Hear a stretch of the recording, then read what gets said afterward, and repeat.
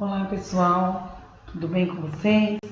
Eu sou Renata, PCNP de Educação Especial da Diretoria de Ensino de Birigui. Hoje estou aqui em mais um ATPC que acontecerá entre os dias 20 e 23 do 7. O tema desta ATPC é o currículo e as aulas não presenciais. Os objetivos da formação são realizar a formação continuada dos professores do atendimento educacional especializado durante a ATPC, fortalecer a formação sobre o papel do professor do AE em salas de recurso e itinerância e em salas regulares junto ao professor regente. Para iniciar a formação, nós começaremos com o percurso formativo, iniciando com a sensibilização através de um vídeo reflexivo, levantamentos dos conhecimentos prévios através de alguns questionamentos, a problematização com um vídeo e uma atividade reflexiva. Após, iremos sistematizar as ideias e, na sequência, nós iremos fazer o fechamento e uma atividade, o mão na massa. Essa atividade será feita no Google Formulário, ok? Olá, professores. Eu sou Isabel, PCNP de Ciências e também formadora do Currículo Paulista aqui na Diretoria de Ensino de Birigui, junto com o supervisor Munaí. Então, vamos iniciar o nosso percurso formativo. Como sensibilização, vocês vão acompanhar o vídeo do poema The Great Realization, A Grande Descoberta, do poeta Tom Foolery, que está disponível nesse endereço do YouTube. Tom Foolery, ele é um poeta britânico e ele escreveu esse poema para essa época agora da pandemia, esse momento que estamos vivendo atualmente. Conta aquela história do vídeo de novo, e aí eu vou pra cama. Mas, garoto, já tá tarde, você tá cansado e com sono. Por favor, é a minha favorita. Prometo que é a última vez. Ok, deita aí, garoto, embora eu saiba que você já conhece a história toda.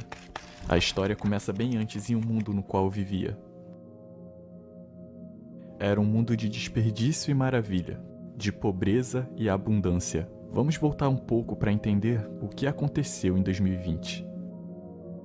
Veja, as pessoas expandiram suas empresas para negociar no mundo todo, mas elas cresceram tanto que se tornaram muito maiores do que poderíamos ter planejado. Sempre tivemos ambições, mas tudo ficou tão rápido. Você poderia ter qualquer coisa que sonhasse em um dia e com um clique. Percebemos que famílias haviam parado de conversar. Isso não quer dizer que elas nunca se falavam, mas o sentido deve ter se perdido e o equilíbrio da vida se rompeu. O olhar das crianças ficou mais limitado. E toda criancinha tinha um celular. Usavam filtros nas imperfeições, mas em meio a isso, se sentiam sozinhas. E todo dia o céu ficava mais denso, até não podermos mais ver as estrelas. Então voávamos em aviões para encontrá-las, enquanto logo abaixo lotávamos nossos carros. Dirigíamos o dia todo em círculos. Esquecemos como correr. Trocamos a grama por asfalto e reduzimos os parques até que acabassem. Enchemos os mares de plástico, porque o desperdício nunca foi detido. Até que todos os dias que você ia pescar, os animais já saíam da água embrulhados. Enquanto nós bebíamos, fumávamos e jogávamos, nossos líderes nos ensinavam por que é melhor não contrariar os lobbies. Mais conveniente é morrer. Mas então, em 2020, um novo vírus apareceu. Os governos reagiram e pediram pra gente se isolar. Mas enquanto estávamos confinados em meio ao medo e todo aquele tempo, as pessoas se livraram dos seus instintos e recordaram como sorrir. Elas começaram a dizer mais vezes obrigado e ligavam para as suas mães. Enquanto as chaves do carro juntavam poeira, elas esperavam ansiosamente para poder correr. E com o céu livre de tantos viajantes, a terra voltou a respirar. E as praias ganharam uma nova vida selvagem que logo seguiu para os mares. Algumas pessoas começaram a dançar, algumas a cantarem, algumas cozinharem. Estávamos acostumados a notícias ruins, mas notícias boas estavam a caminho. Então, quando encontramos a cura e fomos autorizados a sair, todos nós preferimos o mundo que encontramos, em vez do que ficou para trás. Velhos hábitos foram extintos e abriram caminho para o novo. E todas as pequenas gentilezas foram enfim reconhecidas. Mas por que precisou de um vírus para trazer as pessoas de volta? Bem, às vezes você precisa ficar doente, garoto, antes de começar a se sentir melhor. Agora deite e sonhe com o amanhã e com todas as coisas que podemos fazer. E quem sabe, se você sonhar forte o suficiente, elas se tornem reais. Agora chamamos isso de a grande realização.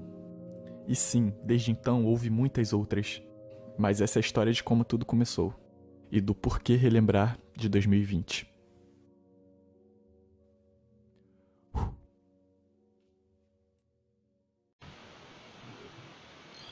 E após a exibição desse vídeo, qual é a mensagem que o autor do poema quis retratar? Então, esse autor, ele mostra, algumas situações que vivenciamos antes da pandemia, algumas situações que estamos vivendo agora, durante o distanciamento social, e como poderia ser depois esse período da pandemia. Então, ele fala de um mundo melhor pós-coronavírus, em que as pessoas se lembraram de como sorrir. Elas começaram a bater palmas para dizer obrigado. Então, ele retrata aqui várias situações que as pessoas estavam não dando mais importância e que agora, durante o isolamento, elas anseiam para que tudo termine e então as coisas possam voltar à sua normalidade. E pensando nisso, nós temos alguns questionamentos agora para vocês durante esse período de distanciamento social em que as aulas acontecem de uma forma não presencial. Então, como você está se sentindo durante a pandemia com esse distanciamento social? E como está o contato com seus alunos? Está conseguindo interagir? E o desenvolvimento das habilidades? Que estratégia está usando? Você e seus alunos acompanham as aulas do Centro de Mídias? O que você está tendo como base para preparar os roteiros de atividades? Quais documentos ou materiais está utilizando para nortear o trabalho? Então, para pensarmos um pouquinho nesses questionamentos, e discutirmos depois, nós vamos então exibirmos o vídeo A Educação e o Professor nos Tempos da Pandemia, que está disponível nesse endereço do YouTube. Esse vídeo, na realidade, ele é um recorte de um texto escrito por Otávio da Mata. Esse texto, na íntegra, ele está disponível também no YouTube, para quem tiver interesse, e ele vai, então, falar sobre os professores agora durante as aulas não presenciais. Então, vamos assistir o vídeo. Na biologia, a gente aprende uma coisa muito importante sobre a natureza. A única constante é a mudança, e isso é uma certeza. Tudo bem, pode não acontecer tão de repente, mas os ambientes estão em transformação permanentemente. E não é a espécie mais forte que sobrevive. A competição sempre é ruim para os dois lados. Às vezes, quem se adapta é quem colabora e acolhe os desamparados. Empatia, isso nos permite evoluir. Hoje, a sala de aula mudou e virou nossa casa. Mas tem uma coisa que não se altera, seja em cima do tablado ou longe conectado. É o poder de adaptação. Ajustamos o nosso dia e a cor da pedagogia, tal qual um camaleão. As presas se adaptam para fugir dos predadores, e os predadores se adaptam para capturar as presas. Está todo mundo se adaptando a todo momento. E o mundo é uma grande corrida. Todo mundo está correndo. Não para seguir em frente, mas para conseguir se manter no mesmo lugar. Uma caatinga ou cerrado, quando pega fogo, rapidamente consegue se recuperar e florescer novamente. Isso é resiliência ambiental. Agora é hora de ajuda, do jeito que pode ser, para chegar a todo aluno que se sente tão sem rumo e acha que não vai vencer. Se para salvar nossas vidas houver essa interrupção, o presencial espera, volta e recupera toda e qualquer lição. Isso é resiliência social.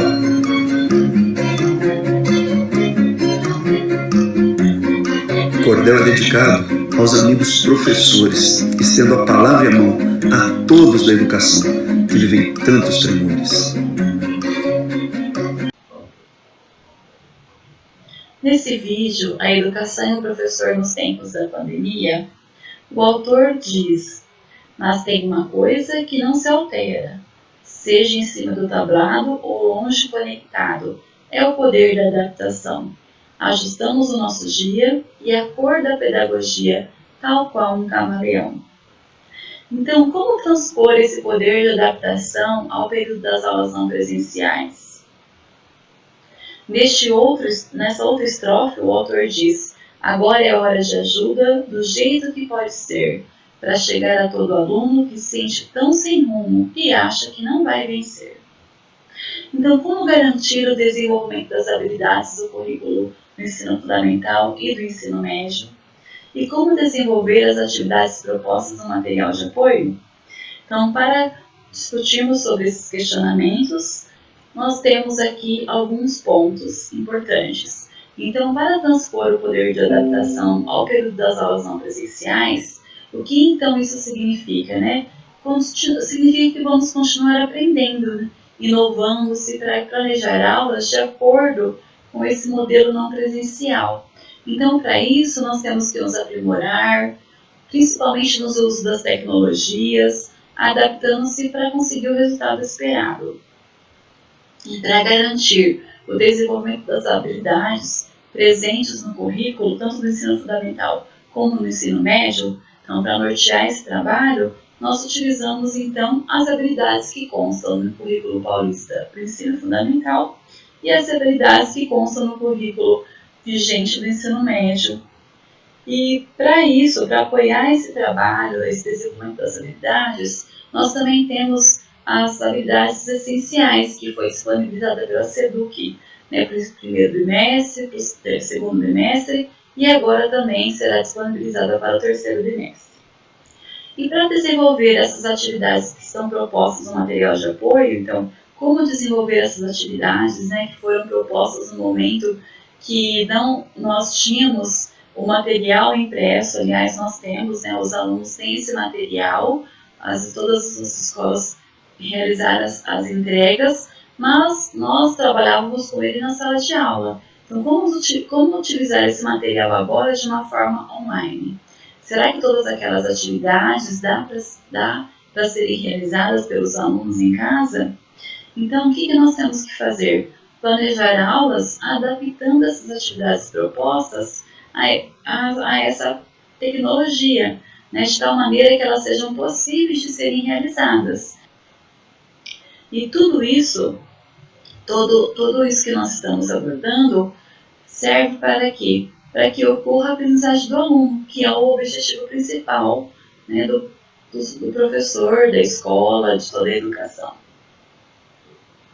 E agora, então, nós vamos sistematizar com a abordagem do currículo paulista. Então, pensando na linha do tempo do currículo, né, desde a Constituição Federal até os dias atuais, então, o que nós podemos abordar? Depois, em 2008, o Estado de São Paulo, ele homologou o currículo oficial, né, tanto para o ensino fundamental como para o ensino médio, né, ele serviu para nortear todo o trabalho da rede e para nortear esse trabalho também, ele disponibilizou os materiais de apoio.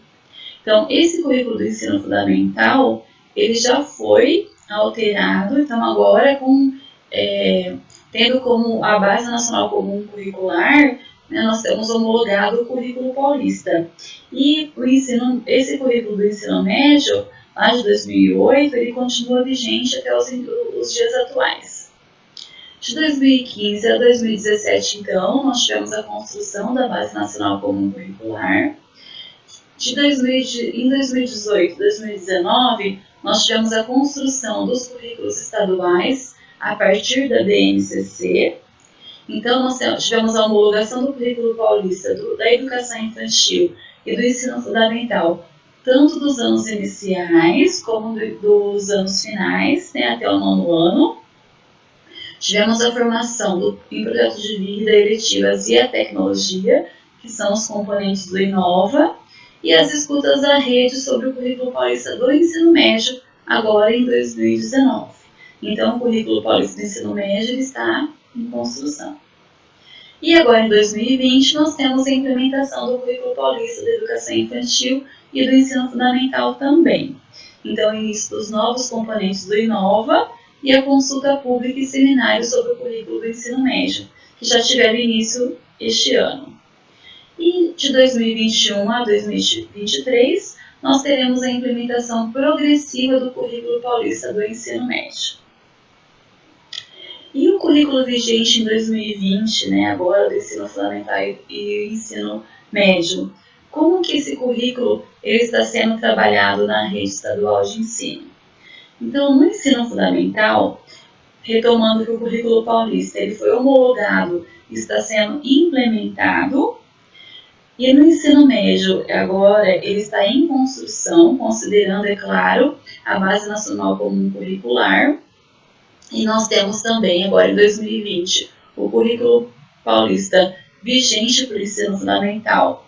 E lembrando, então, que o currículo oficial do Estado de São Paulo de 2008, das 4 áreas, que são aqueles de capa preta e branca, são os mesmos, né, utilizados para este ano, né? Então, a partir do ano que vem, que nós iremos utilizar o currículo paulista do ensino médio. E para apoiar o desenvolvimento do currículo, que ele né, tem como base as competências e habilidades, nós temos então disponíveis os materiais de apoio, que são os cadernos do aluno, os que foram entregues e impressos aos alunos, os cadernos do professor, que neste ano nós temos apenas em formato digital, os materiais do Inova, que vieram, né, junto com os cadernos do aluno. Então, no caderno do aluno eles têm todas as disciplinas, inclusive os componentes do Inova. E os cadernos do Aprender Sempre, tanto de língua portuguesa como matemática, que também né, estão apoiando o desenvolvimento do currículo. E todo esse material ele está disponível no site da EFAP, tá, do Currículo Paulista. Lá neste site vocês têm tudo o que vocês precisam, todas as reuniões, né, as vídeos gravadas sobre o Currículo Paulista, tanto do ensino fundamental, como agora, né, na construção do currículo do ensino médio. Então, como é a estrutura desse currículo paulista? Né, porque ele é diferente do currículo anterior, que nós já estávamos habituados. Então, nós temos a introdução, depois a introdução no histórico geral e os fundamentos pedagógicos. Esses fundamentos pedagógicos, então, desses fundamentos, nós temos uma subdivisão para a etapa da educação infantil e para a etapa do ensino fundamental. Na etapa da educação infantil, nós temos o texto da etapa e sempre o organizador. Já na etapa do ensino fundamental, nós temos o texto da etapa, o texto de cada área, os componentes por área, o texto de cada componente e o organizador por componente. Então, o currículo paulista está disponível em PDF, né? Vocês podem consultar, ele está disponível na internet e ele está dividido, então a estrutura dele está dessa forma. Então, nessa estrutura do currículo paulista, nós temos os fundamentos pedagógicos. Então, são 6 fundamentos pedagógicos. Então, o primeiro é o compromisso com a educação integral. Então, a educação integral, ela tem o desenvolvimento em todas as dimensões do indivíduo, que é a dimensão intelectual, a dimensão física, a dimensão socioemocional e a dimensão cultural também. Então, quando nós falamos na educação integral, nós pensamos no indivíduo como um todo, em todas as suas dimensões. E no currículo, nós temos elencado as competências e habilidades que são essenciais. Então, as competências nós relacionamos ao ser e as habilidades nós relacionamos ao saber fazer. Nós temos também o segundo fundamento, o compromisso com o desenvolvimento de competências. Então, essas competências, elas estão de acordo com as competências da Base Nacional Comum Curricular.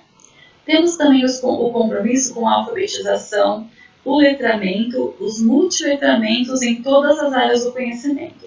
Então, no currículo anterior, nós focávamos principalmente a competência leitora e escritora. Agora, nós também continuamos com a competência leitora e escritora. E junto com ela, nós temos os multiletramentos e a alfabetização também em todas as disciplinas, em todas as áreas. Então, a gente não fala só de língua portuguesa. Então, quando a gente trabalha esse fundamento, nós trabalhamos ele em todas as disciplinas.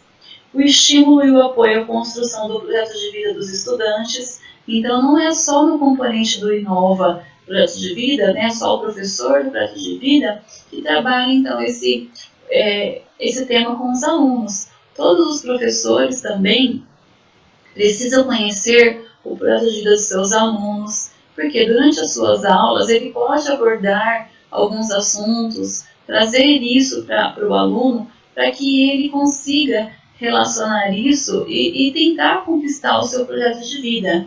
Então, esse apoio dos professores de todas as disciplinas é fundamental para o componente projeto de vida. A tecnologia digital, né, que o estudante como consumidor e produtor de tecnologia. Então, nós temos também, né, a tecnologia como componente do Inova, mas ela vai permear todas as disciplinas do currículo. Então, isso é muito importante, né, que todos os professores desenvolvam, né, esse tema. E agora, então, nessa época do distanciamento social e das aulas não presenciais, a tecnologia ela está sendo uma grande aliada para que a aprendizagem ela de fato ocorra. E o processo de avaliação a serviço das aprendizagens de todos os estudantes. Então, quando a gente fala avaliação no processo de todos os estudantes, a gente não pode esquecer de nenhum mesmo. A gente fala dos estudantes na sua individualidade, não é mesmo? Até em relação à adaptação curricular, avaliar o aluno dentro das suas possibilidades. Então, todos esses fundamentos, eles estão disponíveis das páginas 28 a 43 do Currículo Paulista. Tá? Então, vocês podem fazer a leitura, né, desse documento, que vocês vão ter esse apoio no desenvolvimento das aulas. Então, o Currículo Paulista, né, em PDF, ele vem com essa capa. Então, ele traz os fundamentos teórico-metodológicos, né, nas páginas 28 a 43, e ele tem como base as 10 competências gerais da BNCC. Tá? Então, essas 10 competências gerais, então, elas vão contemplar integralmente, né, então, a educação integral, em todos os seus conceitos, em todas as atitudes, procedimentos e os valores que são trabalhados ali no dia a dia na sala de aula. Então, nós fazer a transposição dessas competências para cada componente curricular de disciplina. Então, no Currículo Paulista, nós temos uma engrenagem em funcionamento. Então, nós temos a formação integral do indivíduo, as competências socioemocionais e cognitivas, que no currículo anterior elas também existiam, mas a nossa maior ênfase eram as competências, né, cognitivas, e agora nós temos as competências socioemocionais também muito evidentes no currículo. E também define as aprendizagens que são essenciais, né, a todos os estudantes. Então, nós temos o compromisso com a alfabetização, né, lembrando disso, com o letramento e o multiletramento em todas as áreas, e não pensando apenas, né, lá na educação, né, dos anos, no ensino fundamental, dos anos iniciais ou em língua portuguesa. Então, é importante que todos os professores, eles, né, trabalhem essa interdisciplinaridade, procurem ajuda com os professores das outras áreas para trabalhar esse letramento e multiletramento dentro da sua área. Bom, pessoal, então nós iremos falar sobre o atendimento educacional especializado, o AEE, e a sala comum. Ou seja, sobre o trabalho colaborativo entre o professor do AEE e o professor da sala comum para a inclusão. A educação especial ela é uma modalidade de ensino que perpassa todos os níveis, etapas e modalidades. Ela realiza o atendimento educacional especializado, disponibiliza os serviços e recursos próprios desse atendimento e orienta os alunos e seus professores quanto à sua utilização nas turmas comuns do ensino regular. Então, o professor do atendimento educacional especializado, ele não deve orientar só o aluno, ele tem que orientar o aluno e os professores de sala comum. As atividades desenvolvidas no atendimento educacional especializado, elas são diferentes das atividades realizadas em sala comum, não sendo substitutivas à escolarização. O atendimento, ele complementa, ou seja, ou suplementa a formação dos alunos com vistas à autonomia e independência na escola e fora dela. A função do AEE, segundo a Política Nacional de Educação Especial na Perspectiva da Educação Inclusiva 2008, define que a função do AEE é identificar, elaborar e organizar recursos pedagógicos e de acessibilidade para a eliminação de barreiras em prol da plena participação e desenvolvimento do estudante que necessita do atendimento educacional especializado, considerando sempre as necessidades específicas de cada aluno. O trabalho cooperativo é a condição fundamental para que o AEE cumpra a sua função. Do contrário, ele perde o sentido. O AEE e o currículo. O atendimento educacional especializado disponibiliza programas de enriquecimento curricular, o ensino de linguagens e códigos específicos de comunicação e sinalização, ajudas técnicas e tecnologia assistiva, dentre outros. Ao longo de todo o processo da escolarização, o atendimento educacional especializado deve estar articulado com a proposta pedagógica do ensino comum. O que isso quer dizer? Professores do atendimento educacional especializado, nós devemos olhar para o currículo. As atividades que são trabalhadas dentro da sala de recurso e itinerância são diferentes das trabalhadas em sala de aula, porém elas têm que estar contextualizadas com o currículo, contextualizadas com o que o aluno está estudando na sala regular. Por quê? Para que isso venha contribuir com o desenvolvimento dele nas atividades propostas pelo professor regente de sala comum. Então, quando o professor do atendimento educacional especializado tem um olhar para o currículo, ele toma conhecimento dos conteúdos, das competências, habilidades que estão sendo desenvolvidas com esse aluno em sala, que estão sendo propostas nas adaptações curriculares que o professor de sala comum elaborou para esse aluno. E aí ele trabalha atividades que estão no mesmo conceito, que estão no mesmo tema, atividades que vão ajudar esse aluno a evoluir melhor nos conteúdos que estão sendo propostos na sala regular. Isso ajuda, é esse o casamento, é esse o diálogo que o professor de sala comum e de sala do AEE tem que ter. É esse o trabalho colaborativo. Se não existir esse trabalho colaborativo, como eu já disse, o atendimento educacional especializado perde o sentido. Ok, professores? Então, a gente precisa começar, né? Muitos talvez já façam isso, e assim, agora nós vamos ver na legislação que realmente nós precisamos ter esse olhar, precisamos organizar melhor o trabalho, precisamos colocar em prática atividades que estejam contextualizadas com o currículo vigente, com aquilo que o aluno está estudando na sala de aula regular. Nós vamos falar agora das competências do professor especializado. Quais são as funções do professor especializado segundo a resolução SE 68 de 2017? Primeiro, o professor ele deve participar da elaboração da proposta pedagógica da escola. É de fundamental importância que ele participe da elaboração da proposta para que ele esteja colocando quais são as especificidades dos alunos que estão matriculados no AEE. Como que será trabalhado o currículo com esse aluno? Quais são as potencialidades, as dificuldades desse aluno? O que ele consegue desenvolver? O que ele ainda não consegue? Em que fase de hipótese de escrita ele se encontra? Se ele está alfabetizado, se ele não está?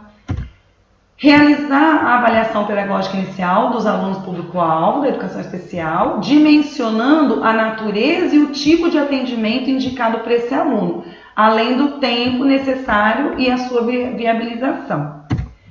Orientar e acompanhar a aprendizagem dos alunos das classes aulas regulares. Então, o professor ele deve orientar e acompanhar, sim, a aprendizagem do aluno na classe comum, na classe regular. Elaborar um relatório descritivo da avaliação pedagógica. Então, ele vai ter que fazer, além da avaliação com a família, entrevista, né, que é o pai, ele também tem que elaborar o relatório descritivo, ou seja, fazer uma avaliação pedagógica desse aluno. É de extrema importância, é fundamental que o professor do atendimento educacional especializado, no início do ano, faça uma avaliação pedagógica com esse aluno, uma sondagem. Elaborar e desenvolver o PAI, como eu já disse, o plano de atendimento individualizado, né, desses alunos, em parceria com a família e com os demais professores. Participar dos conselhos de classe é de fundamental importância para que ele até esteja opinando nas notas desse aluno. Oferecer apoio técnico-pedagógico ao professor de classe do ensino regular, indicando quais são os recursos pedagógicos e de acessibilidade e também estratégias metodológicas que esse professor pode utilizar para trabalhar, para desenvolver as adaptações curriculares. Manter atualizados os registros de todos os atendimentos efetuados, né, fazer um portfólio dos atendimentos, conforme as instruções estabelecidas para cada área destinada ao público-alvo de educação especial. Então, tem as instruções, inclusive eu coloquei no site da diretoria, as instruções de deficiente visual, deficiente auditivo, intelectual e o TEA. Tem todos lá. Então, conforme essas instruções, o professor precisa manter esses registros atualizados. Orientar os pais ou responsáveis pelos alunos, bem como a comunidade, quanto aos procedimentos educacionais e encaminhamentos sociais, culturais, laborais e de saúde. Participar das demais atividades pedagógicas programadas pela escola, para estar apoiando esse aluno, para que ele participe efetivamente. E orientar funcionários, alunos e professores da escola para a promoção da cultura educacional inclusiva. Todos têm que estar envolvidos no desenvolvimento desse aluno, todos têm que estar envolvidos no atendimento educacional especializado. Funcionário, alunos, professores, pais, equipe gestora, todos precisam estar incluídos. E é o professor do AE que vai fazer essas orientações. O comunicado CEGEB de 26/2/2018, ele fala da atuação do professor especializado quando em atendimento educacional ao aluno da educação especial, articuladamente com o professor de classe regular. Então, ao professor especializado, quando em classe regular, para fins de atendimento ao disposto nos incisos 3 e 7 do artigo que nós acabamos de ver, SE 68 de 2017, cabe esclarecer ao professor da classe comum com relação às diretrizes que norteiam a implementação da política de educação inclusiva, com vistas à implementação de uma cultura classe de inclusão. Observar o aluno nas atividades da classe regular, apoiando-o em suas necessidades na consecução das atividades individuais e ou propostas pelo grupo classe regular. Auxiliar o professor da classe regular na seleção, na organização e na aplicação das atividades sugeridas ao aluno. Então, é muito importante a gente frisar, o professor do AE, ele precisa auxiliar o professor da sala regular, não é fazer a adaptação para o professor, não. Quem faz a adaptação curricular é o professor da sala regular, porque é ele que conhece o currículo dele, é ele que tem conhecimento de todos os conteúdos, da disciplina que ele leciona. Então, ele é o sujeito mais apropriado para desenvolver a adaptação. Mas o professor da sala do AE, ele vai auxiliar, ele vai ajudar o professor a selecionar, de repente, alguns tipos de atividade que o aluno consegue fazer, organizar nessas atividades e ajudar na hora da aplicação. Aquele tempo que ele tem dentro de sala, ele pode ajudar na aplicação dessas atividades. Registrar os avanços e as dificuldades apresentadas pelo aluno, sempre refazer os registros e socializar com os demais professores do corpo docente, da sala regular. Então, ele realiza os registros e socializa com os professores. Proceder às adaptações e ou ajustes necessários frente às demandas específicas apresentadas pelos alunos, buscando, na medida do possível, ofertar-lhes apoio técnico, didático e pedagógico, consonantes com as necessidades diagnosticadas, de forma a assegurar-lhes participação ativa e autônoma, incentivando-os na comunicação e mobilidade social. Vale destacar que as características de que reveste a atuação do professor especializado nesse atendimento, as especificidades demandadas pelo aluno da educação especial, preservam na íntegra a autonomia pedagógica do professor regente da classe regular. Então, a autonomia para desenvolver as adaptações, as atividades adaptadas necessárias para o aluno, é do professor da sala regular. né? Como eu disse, o professor daí não vai fazer adaptação para o professor, ele vai apenas orientar, auxiliar com ideias, com sugestões de atividades, de metodologias, de tipo de materiais que pode ser utilizado com determinado aluno. E aqui segue um relato, tá, de como professores e professoras de uma determinada escola conseguiram flexibilizar atividades para um estudante que eles receberam com autismo, com o apoio do professor do AEE. Então eu não vou ler todo esse relato, mas eu digo que é de extrema importância que vocês estejam lendo, até mesmo para servir como exemplo no trabalho de vocês, no dia a dia. Às vezes a gente recebe um aluno, por exemplo, de repente esse ano você não tem um aluno de educação especial na sua turma e o ano que vem você recebe um aluno. Aí você fica, meu Deus, o que eu faço agora? Então esse relato vai ajudar muito você a refletir e a pensar nos passos que você vai seguir para lidar com esse aluno, para conseguir trabalhar com esse aluno, ok? Então esse relato fala de um aluno chamado Breno, de 15 anos, que tem transtorno do espectro autista e que chegou nessa escola numa turma do 8º ano. Eles nunca tinham tido nenhum aluno desse tipo na escola, com essas características.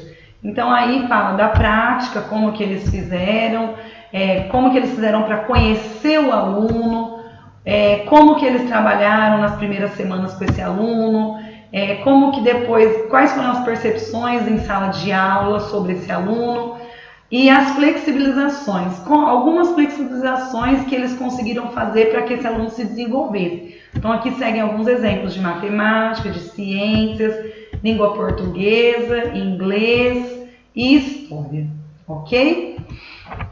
E depois como que eles avaliaram, né? Como foi a avaliação e as perspectivas para esse aluno.